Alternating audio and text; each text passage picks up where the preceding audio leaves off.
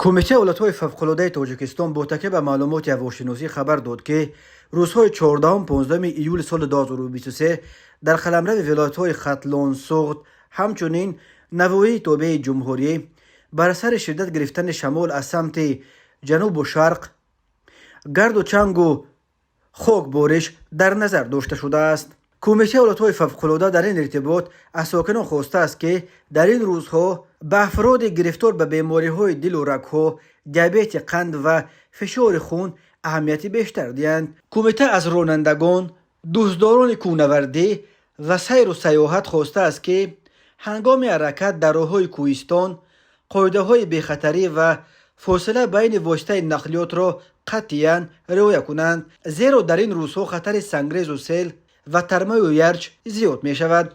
کمیته ایالت‌های فوق‌العاده همچنین برای پیشگیری از خطر این هوای نامساعد توصیه می دهد بیشتر آب تازه نوشید، تا حد امکان تریزه‌های خانه را پوشید، همیشه و پیوسته هوای داخل خانه را پاک و تازه نگاه دارید.